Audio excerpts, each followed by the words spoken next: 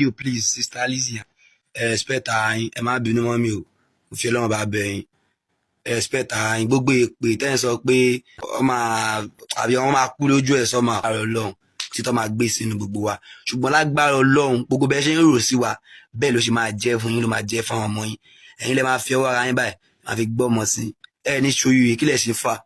Orúkọ mi ni Abbas Ọmọtóyọ̀sí olówó gẹ̀mọ́ tí mo jẹ́ second born olówó gẹ̀mọ́ Arijan Mr Portable actor. Ṣé rí gbogbo kan tí àwọn èèyàn kan sọ káàkiri yẹn about my dad, mo kàn fẹ́ kẹ́ mọ̀ pé it's a fact lie, irọ́ ńlá ni, irọ́ tó ya wèrè gan. Ẹ wò mí nísìnyí, ọmọ aláyé yìí ni mí, he's my dad, àméjì wọ́n sì mi bí, and he's taking good care of us. Not that pé bí wọ́n fún wa lówó as in tá a fi dàgbà mi rò pa màlá. Ṣóyè kí ẹ̀yin tó lè wá bọ́ sí online tẹ́ ń sunkún, tẹ́ bá fẹ́ tọrọ owó ẹ tọrọ owó normal bí ẹ fẹ́ tọrọ owó, ẹ má tọrọ owó ní tọrọ owó pé ẹ fẹ́ tarnish image ẹnìkan, kò make sense now. Orúkọ tí bàbá yìí create tó ẹ pé òun làwọn ọmọ ẹ fún ara wa, orúkọ palẹ̀ là ń jẹ normal. So how come you people out there, ẹni tó bímọ fún tó dẹ̀ fẹ́ borúkọ ẹ̀ jẹ́, tẹ́ ẹ bá mọ̀ mà orúkọ ọmọ yín lẹ̀ ń bàjẹ́, ayé ọmọ yín lẹ̀ ń dàrú, ọmọ yín lẹ̀ ń ṣèkà fún mẹ́. What kind of rubbish is this out there? Ẹ kò máa post wèrè, ẹ kò máa enter and then gbogbo bẹ́ẹ̀ ṣe ń post oníyà tẹ́ kàn wọ́n fẹ́ máa fi oníyà tẹ́ máa ẹ wo bí ẹ má sọ báyé ọjọ́ la yín, ayé yín mi gbọ́dọ̀ sọ bóyá máa rí, kò lè pay yín.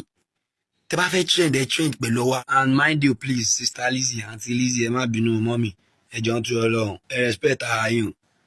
ẹ respect ara yín, ẹ má bínú mọ́mì o, mo fi Ọlọ́run bá bẹ̀ yín, ẹ respect ara yín, gbogbo èpè tẹ́ ń sọ pé àwọn ọmọ wọn máa kú lójú ẹ̀ sọ́mà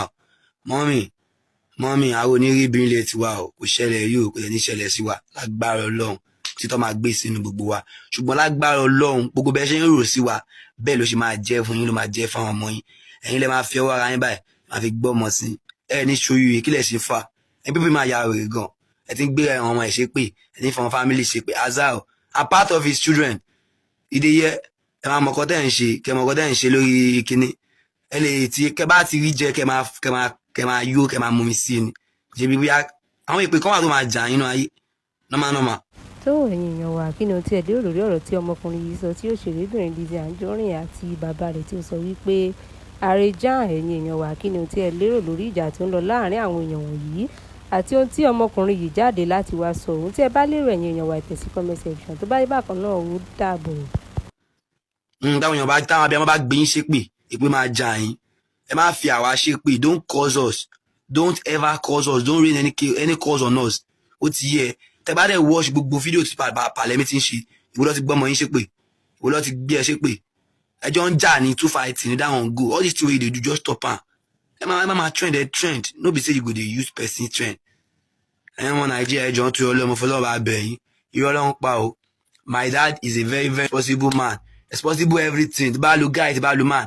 is for my dad. My dad is very very responsible. All they are saying is lie, they are just lying. Ẹjọ́ ń torí Ọlọ́run kò ní bàjẹ́ fún yín, ẹ quit.